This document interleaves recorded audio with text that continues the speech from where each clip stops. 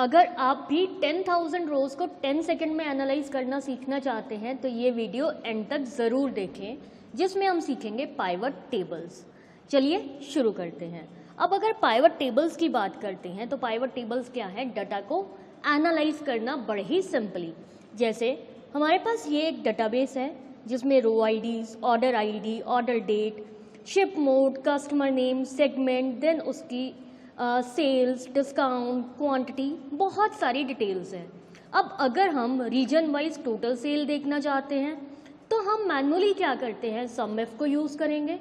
But अगर आप formulas use नहीं करना चाहते तो हम सबसे पहले क्या करेंगे, हमने अपना कर्सर डाटा के अंदर रखा, उसके बाद हमने पाइवट टेबल्स पे क्लिक किया। जैसे ही हमने पाइवट टेबल पे क्लिक किया, सबसे पहले ऑप्शन है टेबल और रेंज, जिसमें मेरा पूरा डाटा ऑटोमेटिकली सिलेक्टेड है। देन हमारे पास ऑप्शन आती है choose where you want your pivot table to be placed. Means हमें अपना पाइवट टेबल किसी नई वर्कशीट में चाहिए या इसी सेम वर्कशीट में चाहिए। अभी के लिए मैंने चूज़ किया न्यू वर्कशीट, क्योंकि इस शीट में मेरे पास बहुत बड़ा डाटाबेस है। एंड हमने ओके पे क्लिक किया। जैसे ही हमने ओके पे क्लिक किया तो आप चेक कर सकते हैं यहाँ पे हमारे पास पाइवट टेबल फील्ड की एक ऑप्शन आ चुकी है, जिसके अंदर जितनी भी हमारी कॉलम हेडिंग्स थी वो सारी यहाँ पे अवेलेबल हैं। अब हम इस डाटा को कैटेगराइज करेंगे filters, columns, rows and values में। अब देखिए, अगर हम लॉजिकली सोचते हैं तो हम हमेशा filters, columns, rows and values इसी तरह से डाटा एंटर करेंगे इन अ सीक्वेंस। बट अगर आप पाइवट टेबल अच्छे से बनाना चाहते हैं तो आप मेरी इस लॉजिक का यूज़ कीजिए, जिसमें हम सबसे पहले डालते हैं वैल्यूज़।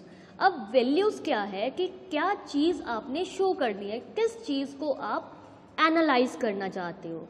जैसे मैंने कहा कि मुझे रीजन वाइज टोटल सेल देखनी है, तो मुझे वैल्यूज़ में क्या चाहिए, एग्रीगेट क्या चीज़ करनी है, दैट इज़ सेल्स। तो हमने क्या किया, यहाँ कॉलम हेडिंग से सेल को ढूंढा और इसके बाद सेल्स को पिक करके वैल्यूज़ में ड्रॉप कर दिया। तो अगर आप यहाँ पे रिजल्ट चेक करें तो हमारी टोटल सेल्स कितनी है, दैट इज़ 22,97,200। अब उसके बाद हम डालेंगे रोज़। रोज़ में क्या आएगा कि हम इसे कैसे डिस्ट्रीब्यूट करना चाहते हैं। ये हमारी टोटल सेल्स है। अब इसको कैटेगराइज हमने कैसे करना है या पार्ट्स में कैसे डिस्ट्रीब्यूट करना है। जैसे मैंने कहा कि मुझे रीजन वाइज सेल्स देखनी है, तो हम क्या करेंगे, रोज़ में रीजन्स को पिक करेंगे और रोज़ में ड्रॉप कर देंगे।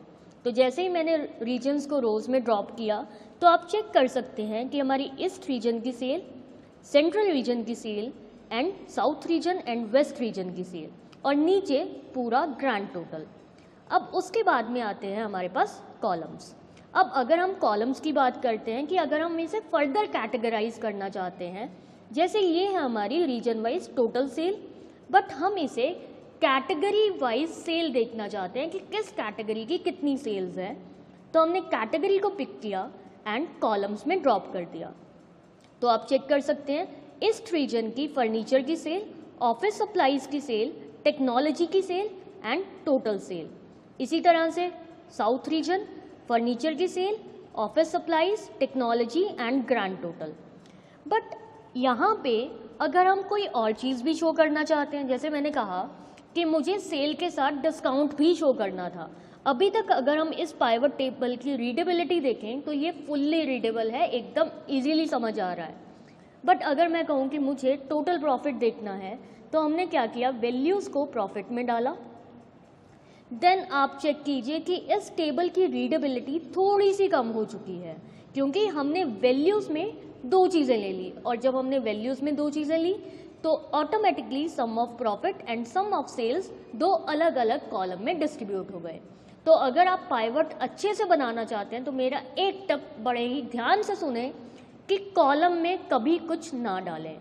अब कॉलम में कभी कुछ ना डालने का लॉजिक क्या है कि अगर आप कॉलम में कभी कुछ नहीं डालेंगे तो अगर आप कोई भी एडिशनल वैल्यू वैल्यूज़ में ऐड करेंगे तो वो ऑटोमेटिकली उसका एक कॉलम क्रिएट कर देगा। जैसे मैंने वैल्यूज़ में प्रॉफिट ऐड किया तो उसने प्रॉफिट को ऑटोमेटिकली कॉलम्स में डिस्ट्रीब्यूट कर दिया। अब अगर मुझे कैटेगरीज देखनी थी तो कैटेगरीज देखने के लिए मैं क्या करूँगी, कि हम यहाँ से कैटेगरीज को पिक करेंगे एंड इसको रोज़ में ऐड कर देंगे। तो जैसे ही मैंने रोज़ में कैटेगरीज ऐड की तो आप चेक कर सकते हैं east reason furniture, office supplies and technology, central region furniture, office supplies and technology. अब अगर आप इसको एक्सपेंडेड फॉर्म में नहीं देखना चाहते तो देखिए इसके सामने एक माइनस का बटन आ रहा है, आप इस पर क्लिक कीजिए। तो जैसे ही मैंने इन सभी माइनस के बटन्स पे क्लिक किया तो आप चेक कर सकते हैं ईस्ट की सेल, सेंट्रल की सेल, साउथ एंड वेस्ट की सेल। अगर आप किसी भी चीज़ को एक्सपेंडेड फॉर्म में देखना चाहते हैं तो आप इस प्लस बटन पे क्लिक कीजिए एंड उस पूरे रीजन की एक्सपेंशन हो जाएगी इनटू कैटेगरीज। तो ये था कि कैसे हम डबल कॉलम्स को यूज़ करके अपना पाइवट बना सकते हैं। देन हमारे पास आता है फिल्टर्स, कि अगर आप फर्दर डाटा फिल्टर आउट करना चाहते हैं तो जैसे फर्दर डाटा फिल्टर आउट करने के लिए मैंने यहाँ पे क्या लिया, सेगमेंट्स ले लिए। तो जैसे ही मैंने फिल्टर्स में सेगमेंट डाला तो यहाँ पे हमारे पास एक सेगमेंट का फिल्टर अप्लाई हो गया जिसमें बाय डिफ़ॉल्ट ऑल सिलेक्टेड है। अगर हम पूरी चीज़ नहीं देखना चाहते, हम सिर्फ कंज्यूमर्स का डाटा देखना चाहते हैं तो मैंने कंज्यूमर पे क्लिक किया एंड ओके। तो जैसे ही हमने कंज्यूमर पे क्लिक करके ओके किया तो अब ये जो डाटा है ये पूरा कंज्यूमर्स का डाटा है। तो ये था pivot table with simple calculation जहाँ पे हमने sum of profit and sum of sales देखी। बट अभी के लिए मैं क्या कर रही हूँ, मैं रीजन्स हटा रही हूँ एंड हम प्रॉफिट्स भी हटा रहे हैं। तो हटाने के लिए आपने क्या करना है, इसको पिक एंड ड्रॉप कर दीजिए बाहर। तो जैसे ही आप पिक एंड ड्रॉप करेंगे बाहर तो आपकी वो जो फील्ड है वो वहाँ से हट जाएगी। अभी ये डाटा क्या रिप्रेजेंट कर रहा है, ये कर रहा है कैटेगरीज एंड उनकी सेल। अब ये है सम ऑफ सेल। अगर आप सम ऑफ सेल नहीं देखना चाहते और इसकी जगह आप मैक्सिमम सेल देखना चाहते हो कि फर्नीचर की मैक्सिमम सेल कितनी गई है, ऑफिस सप्लाईज की मैक्सिमम सेल कितनी गई है एंड टेक्नोलॉजी की मैक्सिमम सेल कितनी गई है, तो आप क्या करेंगे, यहाँ पे सम ऑफ सेल के पास देखिए एक छोटा सा एरो गिवन है, आप इस पर क्लिक कीजिए और वैल्यू फील्ड सेटिंग्स पे क्लिक कर दीजिए और यहाँ से आप मैक्सिमम पे क्लिक कर सकते हैं एंड ओके। तो देखिए ये थी हमारे पास मैक्सिमम सेल्स।